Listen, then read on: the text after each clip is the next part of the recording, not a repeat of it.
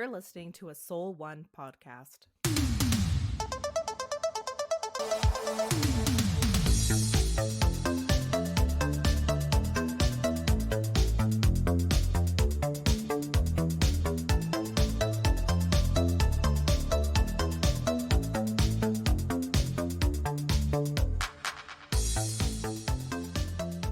I guess I have to welcome you back, Mike. Oh. Yeah, I was about to speak, but thanks. Already we're off to a not great start. Hi, welcome back. Thank you. Yeah, I'm happy to be back. I'm back for long term now. I was going to say for good, but let's not promise things. But I'm back, and thank you for that warm welcome, Taylor. I'm glad to be back, and we have Katie Wilson joining us. Hi guys. For another book club. Yeah, did we like market this as a branded book club, movie club? We did not. I thought I did. Maybe you mentioned it here and there, but normally we make more of a statement about it, and kind of send out an email to everyone who does it before, and they can write in questions and stuff. We didn't do that. Now I'm just hoping people kind of have read the book and watched the movie. So I guess this isn't technically officially part of the book club. Okay. In our hearts, it's a book club. Yeah. Well, it was a book, and then it was a movie. So, Mike, your favorite book, correct? My all-time favorite book, yes, without a doubt. I think I've read it. I don't even know how many times I've read it since 2019. And I've also listened to the audiobook a million times. I absolutely love this book. So yeah, this is going to be a really interesting conversation for me. I did, despite my my artist retreat, or whatever you were calling it, Taylor, I did go see this in the theaters on opening weekend because I just had to. I had to take the time out to go see it. So I'm eager to talk about it. I have a lot to say. I know. I can't wait because you love this property so much, but you hate Ryan Gosling so much. So I can't wait to see what you have to say about it. That's right. Yeah, I'm not the biggest Ryan Gosling fan. I think I'm on record about that. So that leads a lot of layers to this. But I do like the director's work, Lord and Miller. I've liked some of the stuff that they've done. So I like them. I like all their animated stuff they've done. So it was kind of interesting to see this movie. I think they did 21 Jump Street too, if I'm remembering correctly, because they're the ones behind the Lego movie and the kind of Spider-Man into the Spider-Verse kind of movies, and I think they did 21 and 22 Jump Street, and so yeah, they've kind of got a big comedy history to them. I like those movies. I have a controversial question for both of you to start it off. Do we need two directors? What is that? What is that about people working together to direct movies? I couldn't do that. Well, some creators like to have kind of people. We all know you can't do that, Taylor. No. I mean, as someone who co-hosts a podcast with you, I know you have huge challenges in that area. I will say, as someone who just directed a show, the extra support artistically sometimes is helpful. So I think it just depends. Like, if you have a good working relationship with somebody and you really like working with them and you kind of speak the same artistic language, so to speak, it could be very helpful. But I could also see it being challenging if you're not on the same page for something. Like, I could see that also being a challenge. This movie, I don't know how quickly you want to go into the review and or start with the book, Mike, because you are back and you are the producer, so I will yield my creative power to you this episode. But this movie I guess I was surprised to find out that this was co-directed, because this movie to me felt super cohesive. But now that you're talking about 21 Jump Street, the Lego movie, I haven't seen the Spider-Man Into the Spider-Verse, but those two movies, Lego movie and the 21 Jump Street movies, also feel very cohesive.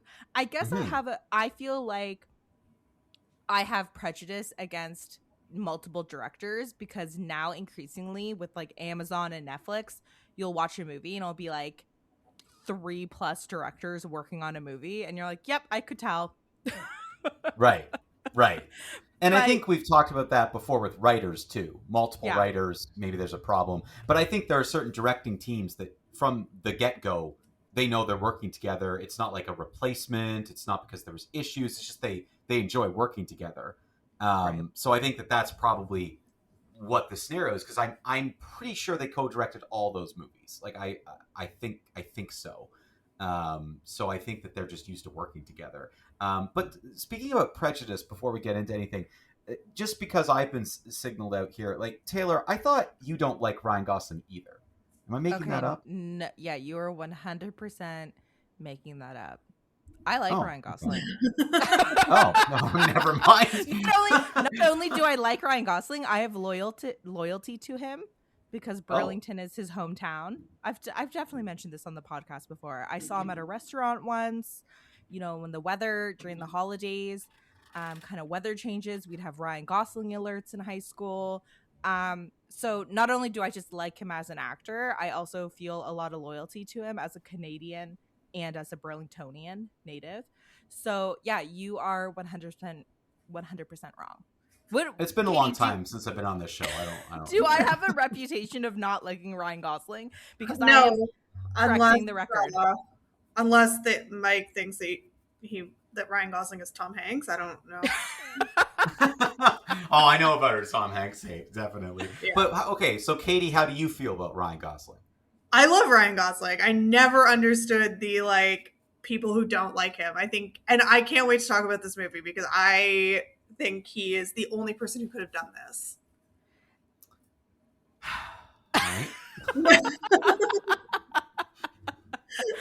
Oh, that's great. All right, how do you want to start then, Mike? Because this is really we brought you back to the show.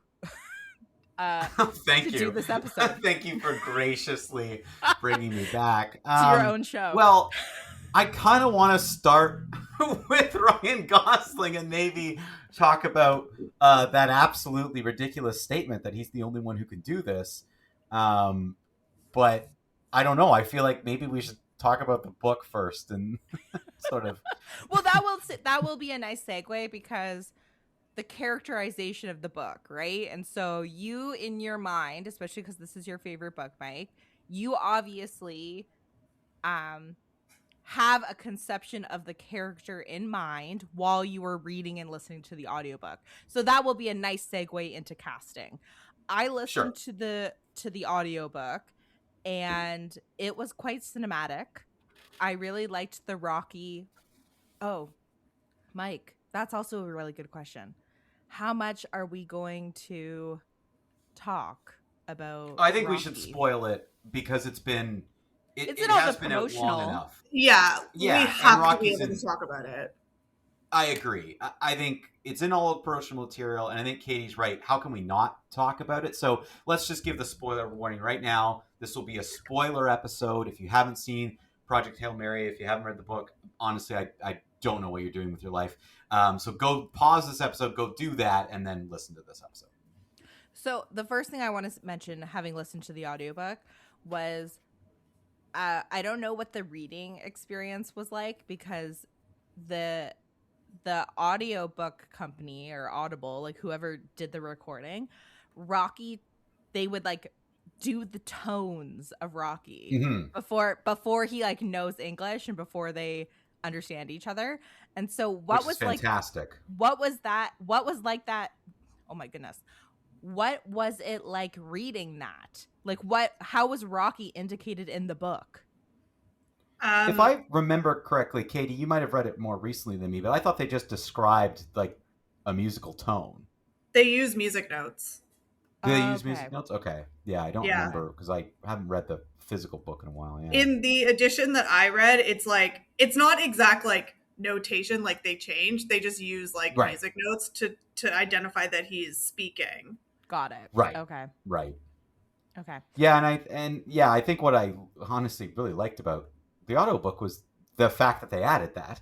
Like, I thought that was really neat to kind of have the musical note to tell you that, you know, this is a very, very different way of communicating, which was really, like, a really interesting part of the book. I mean, before we get too much further, while we're on the topic of Rocky, Taylor, one of the things I really didn't like about the promotion was how much they leaned into Rocky, because in reading the book, that was one of, to me, three major surprises that the book Right. had, that kept me kind of interested and coming back. And to me, the trailer ruined two of the three of them.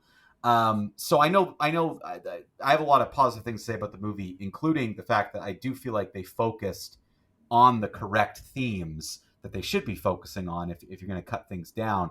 But I was surprised how much they leaned into that in the promotional material, because as I was reading the book, I didn't think this was a first contact story.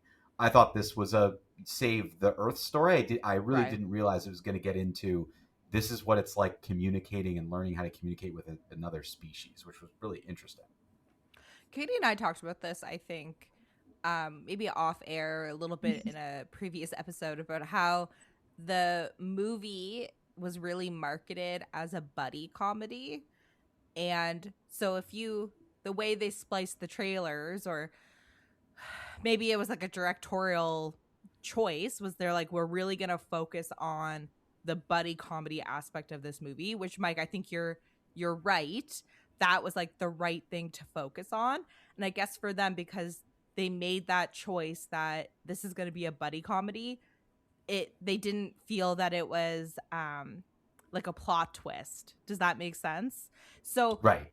I'm listening to the book, and I'm not like reading it for like the twists and turns, because I guess from a genre point of view, I'm like, okay, it's a sci-fi. I didn't think that there would be like big reveal. So even when they revealed contact with Rocky, I was like, okay. Like, so I guess what I'm trying to say is it didn't spoil it for me that Rocky was in the promotional materials, because to me it was just like a buddy movie. And I read maybe like or I should say I listened to a couple chapters, and then I saw the movie. And so it was kind of funny to be like, I turned to Dan and I'm like, okay, this is where, my reading has ended, and everything else was like new to me so maybe that also impacted my watching. Like, I don't know. I didn't feel upset or betrayed that it wasn't a big reveal. Does that make sense? Yeah, and I think once I saw the movie You're like, and I yeah, and you're saw wrong. no, I think I agree with you once I saw the movie, because once Right, I right, saw the right, right. movie and I realized not only are they focusing on their relationship, the entire, like, thematically it's all about Grace finding that one person in his life Yeah, that has been a struggle for him.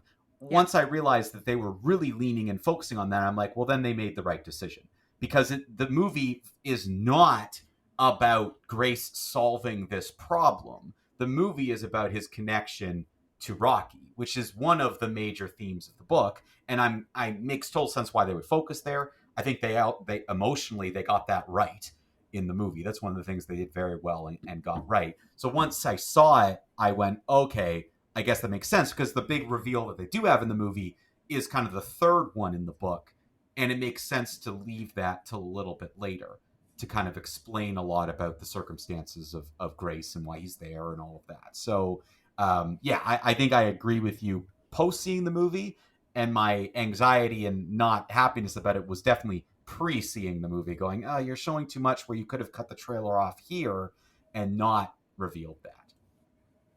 How do you feel, Katie? Do you feel like they revealed too much in the promotional stuff? Okay, so I have some takes that I feel like are gonna upset Mike. Go for it. But if I had not known that there was an alien in this that was cute and charming, I would not have read this, like, at Agree. all. Agree. I read The Martian and I hated it.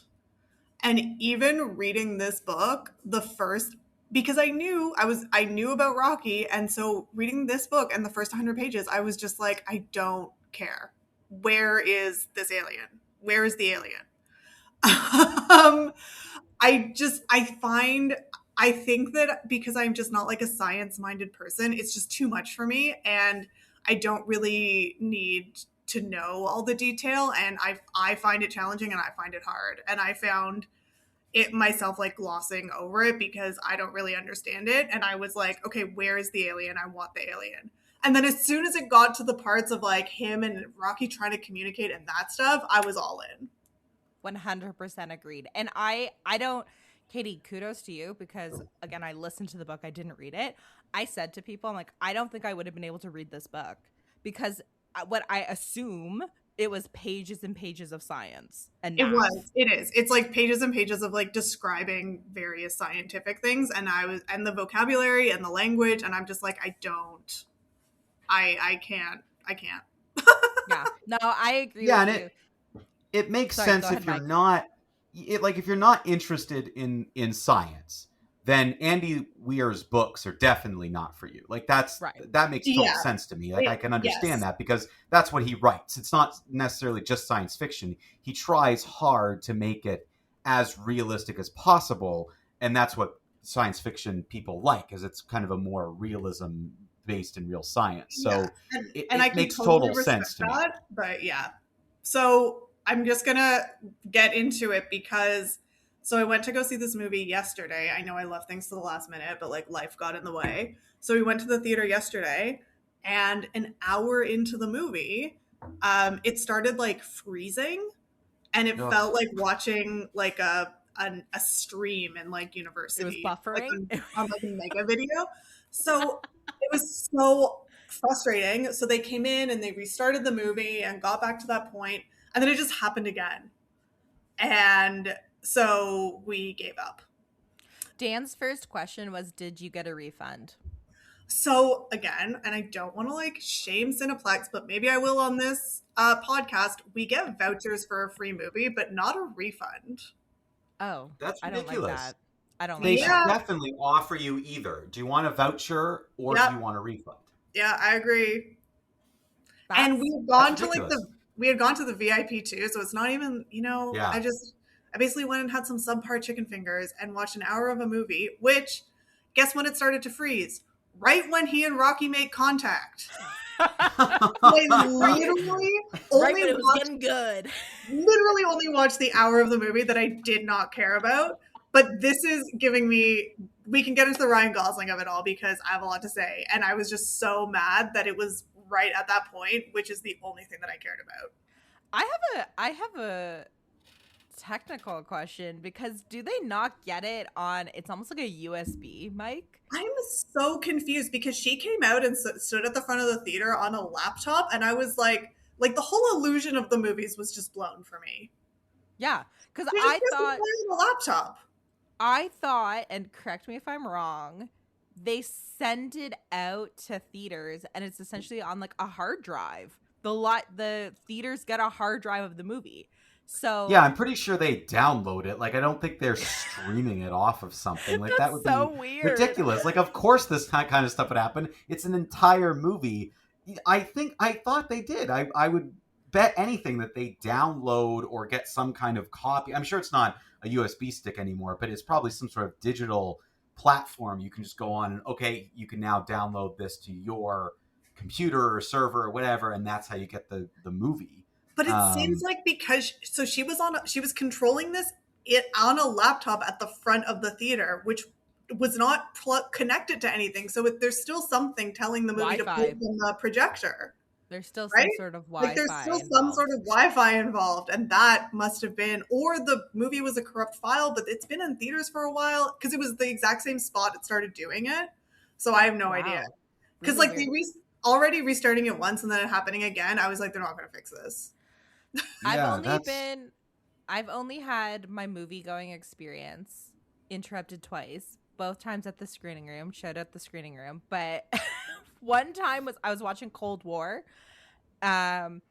and the aspect ratio was off, so it was cutting off the subtitles, and that movie's in Polish. So at first I'm like, oh, this is an artistic choice that they're not showing the subtitles. And I think like 10 minutes went by and someone complained and they fixed it. But again, that's a weird thing, because you're like, why is the aspect ratio off? Like the projection's weird. And then another time, I don't remember what movie it was, there was a fire in the Thai restaurant beside the screening room. Yeah, I've had that happen before. Like, that's the only other time I remember this happening.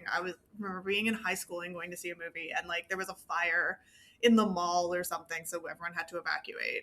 Yeah. But both times I was able to finish my movie, so I didn't have to argue to get a refund. That's a terrible, terrible experience. Like, I've never had this happen. That's so awful. And like, I really want to see this movie, obviously, because I'm obsessed with Rocky. But now I'm like, do I want to go back to the theater and have to sit through the first hour again? Like, not that I didn't like it, but I think I'm just going to wait for it to come out on streaming so I can skip. Or you could just show up late. You know, you like, good point. I never even thought about that. You're like, okay, the movie, you know, you wait 45 minutes and then go in, as long as you know where your seats are and you don't have to, like, you know, crowd a line. Or I mean, I'll be the one to say I think it's worth seeing in theaters. Now that has nothing to do with Rocky specifically. It has more to do with the entire visual scheme of this movie is quite beautiful. But I do think there's a lot I felt I gained by being able to see this movie on the big screen. So if you can see it there, that would be what I would recommend, even if you are just going for Rocky. I mean, yeah, you know, about an hour-ish into the movie, but then there's another over hour and a half of Rocky. I know. And it's worth it. He's there and he doesn't leave. So so it is kind of worth it in that sense. Rocky is worth it. Oh my goodness, I was gonna say something. So we can't talk about then my favorite Rocky lines. I've prepared them because Katie, you won't know any. Well, I mean, there was a few they added in. I live on the internet and I have TikTok, so I've seen a lot of Rocky clips. The fist my bump. Yeah, and like yeah, that's in the book, but I also will say that the Artemis mission actually made reading the book a little bit more enjoyable. Okay. Good. Well, the fact that it was like to real there were some people doing cool stuff in space, because otherwise I really think I would have struggled. But that happening in real time, and I found that very inspiring. So then I was like, oh, okay, maybe this book is all right. I'll be. Can I just real quick, Mike? And again, very similar to Katie. I was dreading reading this book and going to see this movie. People. You confused my hatred for Ryan Gosling with my hatred for space movies. Like, this is not even remotely in my genre, in my wheelhouse. And I did find parts of the book very much a schlog because of all the science and the math. And he literally had to explain every experiment. And like, I didn't need it. You know what I mean? So I felt like the movie did an excellent job of cutting out, like, keeping everything necessary in, even the experiments, although they did take some artistic they made some artistic choices by like changing some of the aspects, but I didn't feel like it lacked by not explaining the experiments. I'm like, yeah, okay, I don't need to know how that experiment works to be able to enjoy this movie. So for someone who does not like space at all, this was a really good movie. I'm going to wait to talk about the science and space stuff with Tyler Vance so I can out about it with somebody. I think that's what I'll do. Yeah, I'll wait until I have Tyler Vance for that. And we'll address some of these things in a second. But I think one of the added Rocky lines that was my favorite was Rocky Hate Mark. Yeah, I saw that. Really, really cute, funny moment where Ryan Gosling's Grace is explaining, you know, it wasn't a relationship, but she kind of left him for Mark. And then Rocky says, Rocky hate Mark. That was pretty funny. I read that was improvised as well. It was improvised, yeah, which is really funny. And I saw some behind the scenes clips as well of things they cut out between Rocky and Grace that I, again, thought was important about understanding Rocky's species, but also makes it kind of interesting to see like the director's cut or the kind of, you know, cut scenes later, and still makes me want to buy Blu-rays and DVDs, because I think there's a lot of extra things they filmed and they got to cut it down. You have to make choices, but it was nice to see that they did continue that. Like they did do other things. They did film other bits that just didn't make it into the movie. I do like that because I like watching director's cuts and being able to add that in. It's better than just cutting it out completely. So I don't disagree. I think overall it was a good movie. I thought it was highly entertaining. And I think for an adaptation of a book, it did a good job of hitting a core theme and sticking to it.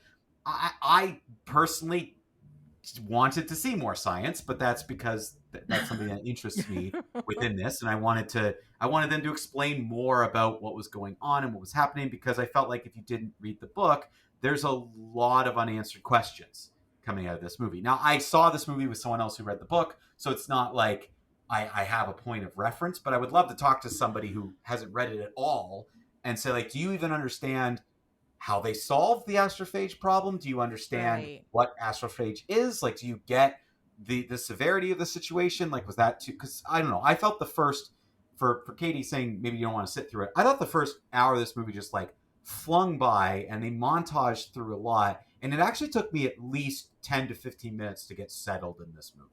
Like it took me a little bit of time to settle into it, which is something that I was hoping they would build up the suspense of him being alone a little bit more. Dan hates when I do this, but I am going to say what Dan thought of the movie, Mike, because he does hate that you do this, and you keep doing it. Like you're just unstoppable. That's married life. You know, sometimes you just have to compromise. But so Dan saw this movie with me. He also really enjoyed it. But interesting, Mike, he hasn't read the book, and Dan is more science-minded and math-minded than I am by like leaps and bounds. He likes science and math. So there were certain parts of the movie where he was like, I think that was a plot hole, but maybe if I knew the science, it would make sense. Whereas like, I don't care about science or math. So like, to me, I was just like, I'm in it for a good time, not a long time. Keep bringing me Rocky. But so to your point, Mike, I think if people are looking for that kind of stuff, there would be plot holes, and it'll be interesting. Yeah. Katie, did your partner read the book? So my Mike did not read the book, and like me, only saw the first hour of the movie, but really enjoyed it. Yeah, Taylor, and it's not the so whole movie. far, he didn't really seem to have big questions, and he's also much more science and math minded than I am. But yeah, I don't know. But to be fair, you only saw an hour of the movie, so he might think some of it gets explained, right? Dan thought the plot holes were in the second half of the movie. Okay, interesting. Yeah, I mean, I guess maybe we'll find out. I mean, I hope you get a chance to see it again, because I will say, from everything you're saying, Katie, you'll love the second half of this movie. Like, you're saying you like the first half. You'll love it, because everything they did with Rocky, they hit spot on. I don't think they made a mistake with Rocky at all. I'm like really happy that it's a practical puppet. Yeah, it wasn't, because it would have been so easy to just like try and CGI something, you know. But I think the fact that it's a puppet and like watching behind the scenes stuff, the fact that Ryan Gosling actually got to interact with a physical object is like, I think that makes it way better. Yeah, no, I agree, and I think that helped in the realness of it. One of the things I liked about the book is I thought this was a very realistic take on what an alien would be like if you discovered one, as opposed to the Star Trek take, which is just basically another human creature. Yeah. So I thought this movie did really a great job of saying it's going to be practical because it'll feel and look real, and it did.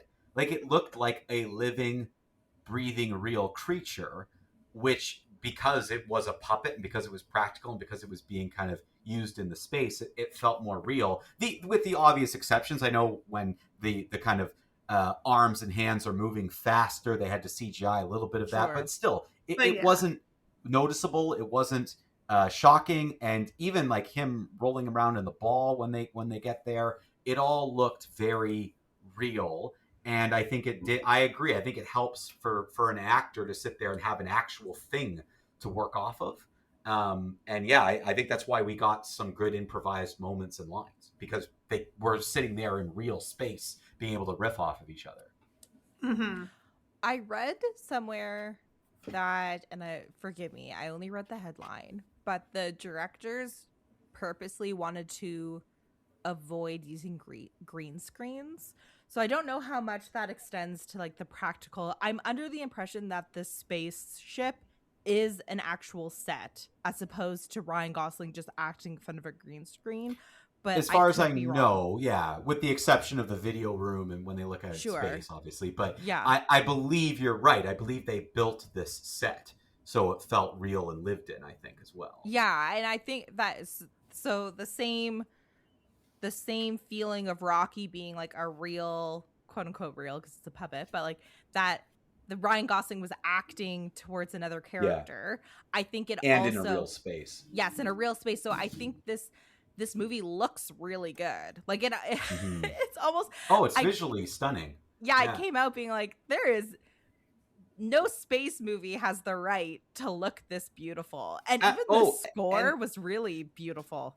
They made so many of those right choices, and you're both right. Like it does help the actor, like as a performer, as opposed to just being on green screen and basically talking to tennis balls. You're in like a real space. Yeah. Being able to really manipulate things. And again, when you cast Ryan Gosling, you got to give him all the help you can. So it makes total sense that they would have to do that, to give him all this support. You're the only person in Canada that thinks Ryan Gosling is wooden. Okay, let's talk about it. What? False. So you didn't I'm like not Ryan the only Gosling? person in Canada. Why don't I like Ryan Gosling? I want to know about him in this movie, what you didn't like. I thought he was okay in this movie. I'm not gonna sit here and say he was bad. I'm not gonna say he was bad. I would say I'd shortlist him for this role after seeing this performance. But I mean, overall, I do think he's wooden, and I don't think Ryan Gosling does anything that any other actor can't do. Ryan Gosling, to me, doesn't have like this thing that he does that separates him from other people. I could think of people off the top of my head. Chris Pine would be great in this role. And can do the exact same thing that Ryan Gosling can with more emotional range. Oh my God, you're so wrong. Is Chris Pine, is he Captain America? No, that's Chris Evans. Okay. That's Chris Evans. But one of the other 15 Chris's, Taylor. Yeah, Chris Evans probably could have done this. No. This role. No. I actually, so. I will give Mike Chris Pine, but I don't think any other actor of the like vintage of Ryan Gosling, like around this age, like Glenn Powell could not do this. Chris Pratt could not do this. Well, no, you're naming bad actors. Yeah, no, Glenn Powell could not do this. Okay, who else though? Like I'm thinking of all of the actors who are around Ryan Gosling's age, and I cannot think of a single one who could do this. How old is Ryan Gosling? First of all, he's like in his late 40s. Late 40s. Yeah. Okay. Yeah, like I mean, yeah, my number one choice for this role would have been Chris Pine. In terms of others, yeah, I mean, I think Chris Pine might even be honestly a little too old. Like that's a little much. But I don't buy Chris Pine as a high school teacher. Yeah, I don't either. Whereas I totally buy Ryan Gosling as a high school teacher. He's played a high school teacher. And like I would not put Chris Evans, Chris Pine, Glenn Powell. I wouldn't be looking that range. I'd be looking at like someone like Zachary Quinto. Well, right, like that kind of little nerdy, little geeky. Yeah, but I don't think Zachary Quinto can be funny. And like I think he could be funny. Again, to my point of like only watching the first hour of this movie, where it is literally just Ryan Gosling, like I'm so impressed. I don't think Zachary Quinto could do that. I don't think Zachary Quinto has the presence and charisma to carry an entire movie and play off the like Sandra Hüller's in it a little bit at in the flashbacks and stuff, but for the most part, it's just Ryan Gosling alone in space, and I can't think of another actor who could do that. Ryan Gosling not only had chemistry with her, but also a rock like that. Yeah. You're asking someone to act against like I don't know if she won the Academy Award that year. Correct me if I'm wrong. Sandra Hüller? For Zone of Interest, right? Did she win? Yeah. Are you thinking about that? I can't remember. Because she was nominated for 2 I think she won.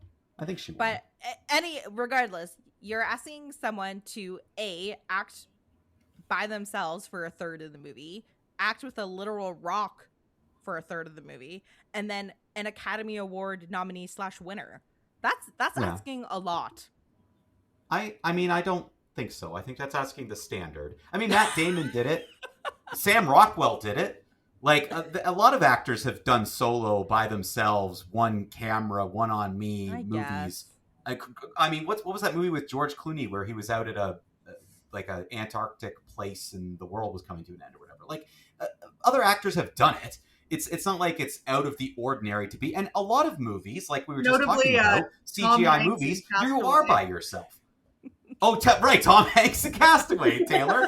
Yeah, but Tom Hanks did it. A lot of the CGI, the only one that I can think of is Sonic, where it was like very evident that they're acting to a green screen. Oh yeah, Sonic. Well, that's listen, James Marsden's not a great actor. He was doing his best, but he was doing the best he could under the circumstances given. So let's leave James Marsden alone. But again, Ian McKellen had to act with a bunch of tennis balls in Lord of the Rings and make it work. Hobbits. So I mean, I do think it is possible. I do think the age thing is a good argument though, because not only is Grace not supposed to be that old, but it has to be believable that he had a career, has switched to a new career, and fits in being a science teacher of this kind of I guess middle school kind of age range. I think they're grade 7 sort of thing. So I get that, and I think Chris Pine honestly might just be too old. So I can understand that. I just can't sit here and admit that Ryan Gosling does things that he's 45, by the way, I just looked him up. So unique and different that no other actor on the planet can do what he does. I just don't see. Okay. I've never seen a performance out of him that's so nuanced. I don't think he has to be the only person who can do something. I think he's a very good actor, and you plop him in a movie and it's a joy to watch him. Isn't that enough? I don't think that I'm not saying that he's an exceptional talent, that nobody can do the things that he does. But I'm saying that in this case, for this age and this kind of performance, which oscillates between this very dramatic and heartbreaking thing that's happened to a person to very comedic moments, he does a good job. Ryan Gosling's really funny. Yeah, he was good. He was really good.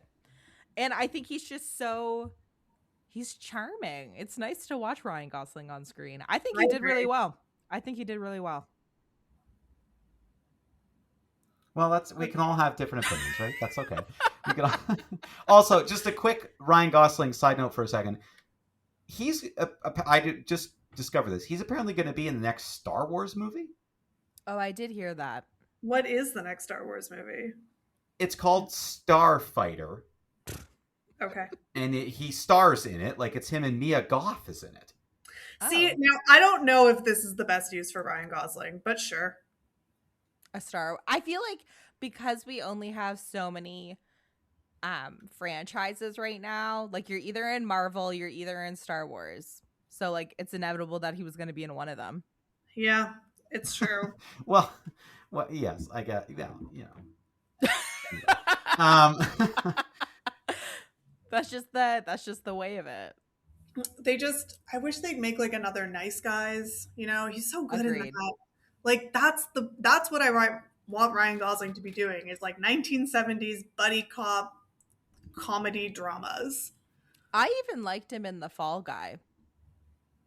I don't think that movie was super great by any means. It was him and oh my goodness, she's a British actress.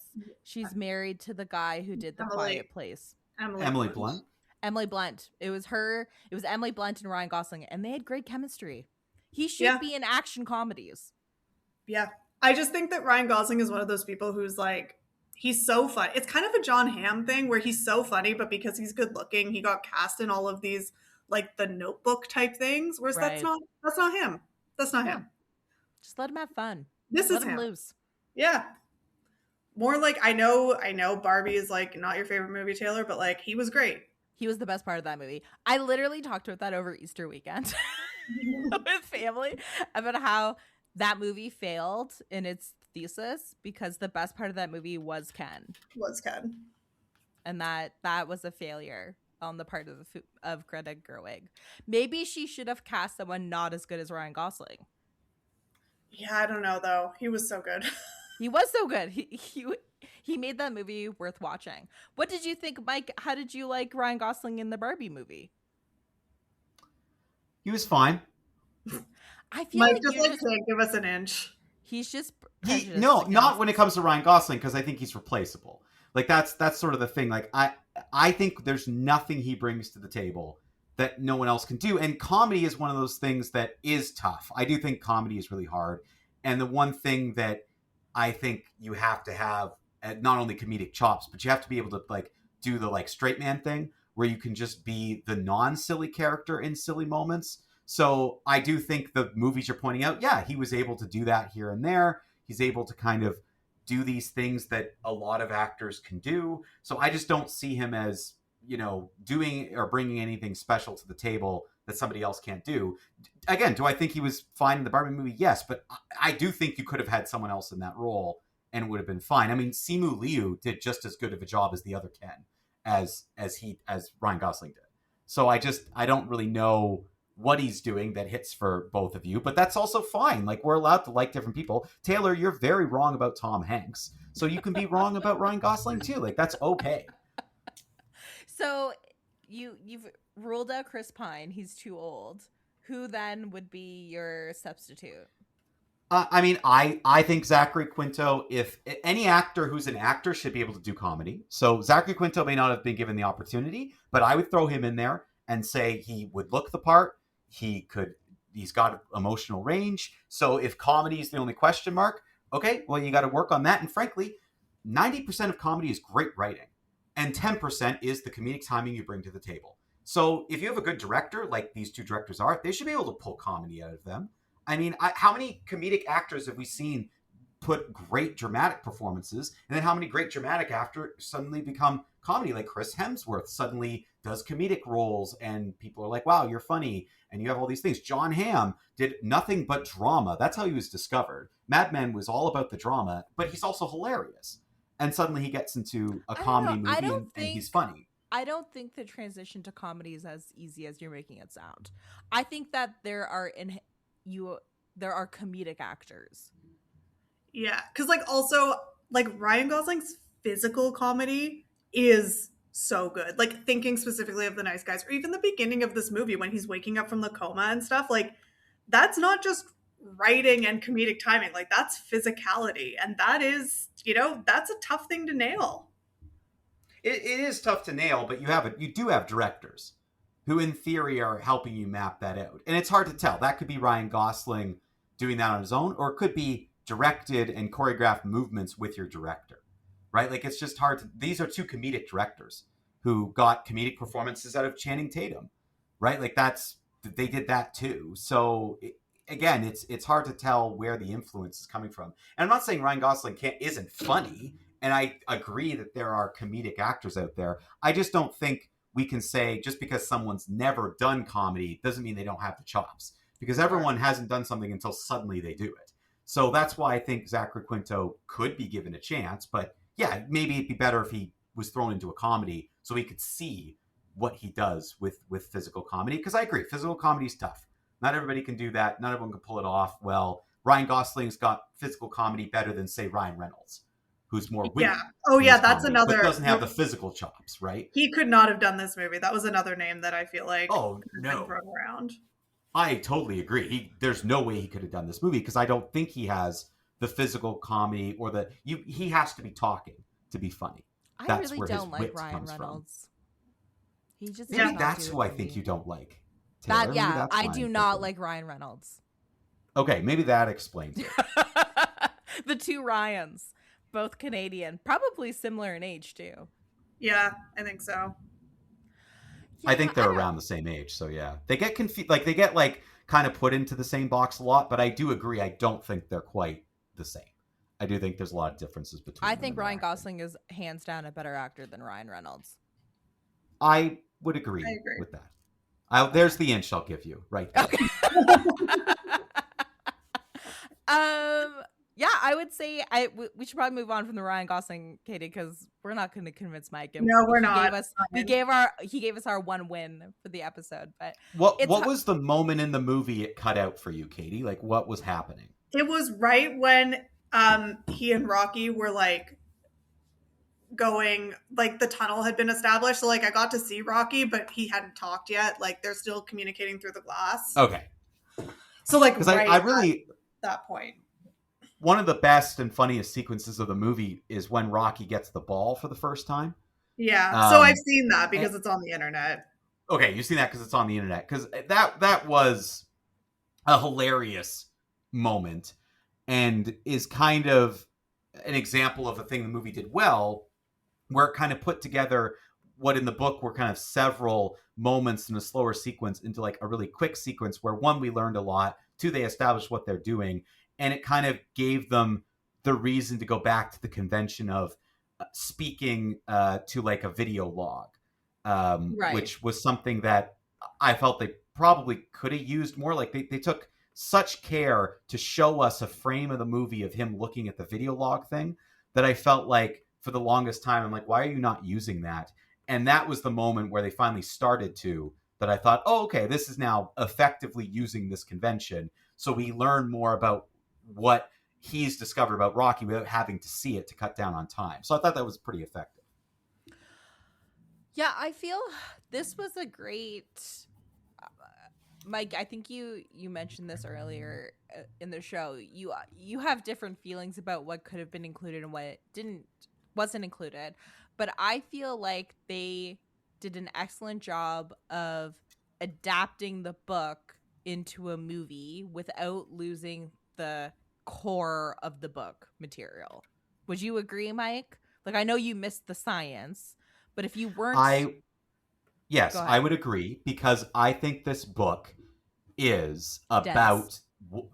about it is dense, and at its core, its main thing is about Grace finally finding that one person that's worth dying for. And Right. there's a line that they had Yao say in one of the flashbacks where Ryan Gosling kind of meets him for the first time and says, "I don't understand why you would be doing this," and Yao says, "It's all about who you have to die for." Right. And this was the thing that happened like later in the movie, Katie, and was a really interesting added in moment where I remember thinking that is the thesis of this movie. And they Yeah. got it right. They got it right. They understood exactly what this is about. It's about Grace finally finding and connecting to his person, which is hard for some people. Some people meet someone in their life. It could be friends, it could be romance, it could be family members where they're just so connected to them. And for other people, it takes a long time. And I think that this book did a really interesting job of an interesting, dynamic person who has just never found a counterpart. And it took him going to space to do it. And I thought this movie hit that perfectly in an emotional way that was strong, in a comedic way that was strong. So yeah, I agree, Taylor. I would say this movie was a success in that regard. Definitely. It's probably way too early to tell, but I was watching this movie and I thought this was an Oscar worthy movie. Like in terms of They just released it best so early in the uh, year, though. that's I I thought don't it was know. weird. After having watched it, I thought best adapted screenplay, best direction, best Special effects, cinematography, special effects. easily. Sound. Um yeah, like I was like, wow, this was a really good movie that's getting really good buzz. Everyone I know who's seen it has enjoyed it, and like that's what everyone's talking about, this movie. So it was odd to me that it was released. It definitely is like a popcorn movie. So why would they kind of dump it right before Easter? It definitely should have been like a summer movie at Well, its was earliest. it on March break? I don't Oh, know the schedule. Was it? Yeah, I think schedule wise, because like also in the States, spring break's like different than our March break. So I true. think it may have been timed to spring break, which is normally like end of March, beginning of April. That makes sense. It still Yeah. seemed odd to me. Like I would have put this as a summer movie. And like I said, it's so good, Mike, that I think it should be nominated for Oscars. I don't know, maybe I'm I just crazy. fear that the It's Oscar going to get voters lost. have such a history of losing good movies that happen at this time. Like I wouldn't disagree with you. Like I not knowing what we're going to see coming forward, it would be my short list of at least writing sound, visual effects, like those things at least I would be saying, yeah, it should be nominated. I don't know visual effects wise, I don't know how you can do better than this. Like you were saying, Taylor, it looked good. It felt lived in. I think we should be Felt praising. real. Yeah, well, we should be praising effects that are real and an actual real life creature being created when it's done so well. So yeah, I don't know if this will get lost in the shuffle. I hope not, but that's just been the bad history of these awards. They just forget about the early movies.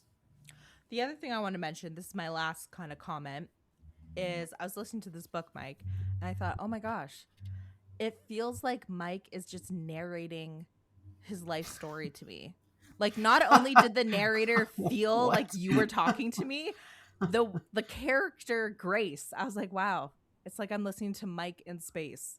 I don't know if you were that good at math or science in high school, but No, definitely not. Yeah, like definitely not. But I mean, I love this book, and I think there's a lot of things that I it resonates with you. relate to and like about it, and like resonates with me. And I think one of the things that I enjoyed about it were some of the things that you've kind of both pointed out are not quite your interest. Is I like getting the science explained to me. I stopped taking science in grade 10 because I was just frustrated with it. I couldn't understand it. And reading Andy Weir's books explain it to me in a way that I'm kind of understanding what's going on. Like it's explain it to me as if I was a child, and that's what you're doing. And I'm getting it a little bit more because it's an interest of mine. I was never smart enough to understand it.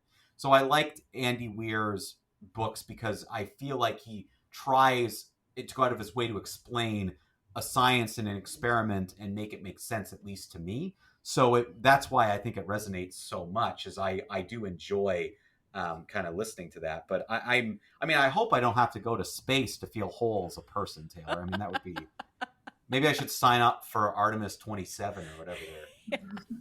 I think you don't need to go to space to find your Rocky, but I don't know, it just felt, maybe because I knew it was your favorite book and you were so passionate about it, that like colored my listening experience. But I was like, wow, it just feels like Mike's in space telling me a story. I would react a lot of the ways Grace would, like Yeah. things that weren't in the movie. Like in the book, his like freaking out when it switched from like gravity to weightlessness. Yeah, that I would react that exact same way.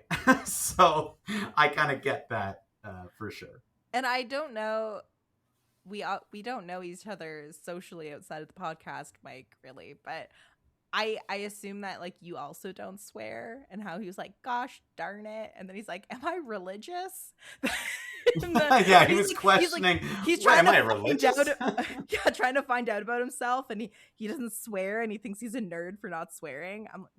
I agree with you, Mike. Some of that, a lot of the humor from the book came from Grace discovering things about himself in the context he's in.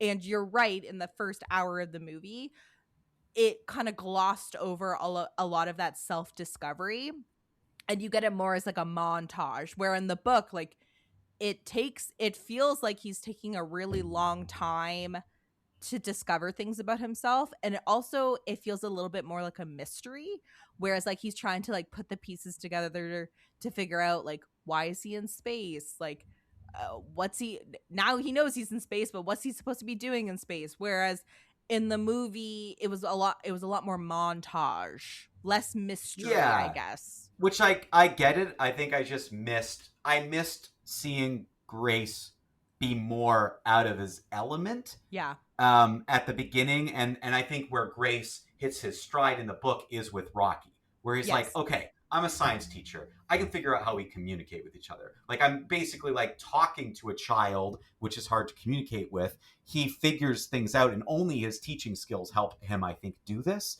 So that's to me where I felt like Grace was always the most comfortable, was with Rocky. And prior to that, I got a sense of, I don't know what I'm doing, and I'm using the limited knowledge I have to try to get myself out of this situation. And I liked that. I like that out of a character where they're just not a superhero who just knows everything. There's someone who's like, oh, yeah, I have experience, I'm a scientist, I have a background, but I'm being thrown into an absolute disastrous situation. And I think I did miss a bit of that from the beginning. I wanted to see Ryan Gosling sitting there crying in the corner, freaking out because he's in space, not knowing why he's in space, not knowing who he is, and then discovering Rocky, seeing this other side of him come out, which I think is something that the movie missed a little bit. But I'm not saying I don't understand why. I do understand that. It's just something that I missed in it. I did feel this my very last comment. And Katie, let me know what you think. And it might be because I didn't understand the math and the science, but in some ways it did feel like he could just do everything. Like I felt that in the book too. I'm like, he must be like genius level scientist that he's able to solve every single science and math problem that's put in front of him. He's a microbiologist. He can't be that good at physics. Yeah. I mean, that you're suspending a little bit of disbelief, but I do like that it becomes very clear and like it's very apparent in the book and from what I saw in the movie that like Rocky is smarter than he is. Right. Yep. Yeah. Yeah. He's the mechanical engineer that just isn't up, like that's his science isn't up to the same level as Earth, but in terms of like actual smarts, yes, he's smarter. So that was fun to watch. I know a high school physics teacher who told me from reading the book that all the experiments made total sense and is something that a high school teacher would be able to do. Oh, like okay. They're all like experiments that make sense. Now, again, he's a microbiologist, which is very different than like say a physics teacher, but still, that didn't seem. It was like, yeah, like if anything, the author's over explaining things that don't need to be explained. Whereas I made the point, I'm like, yeah, but it has to be for me. Like, right. I couldn't do any of these things. But apparently, in terms of a high school science teacher, a lot of things made a lot of sense that he would know. Okay. All right. And I'll just have to take that on faith because I too stopped taking science in grade 10.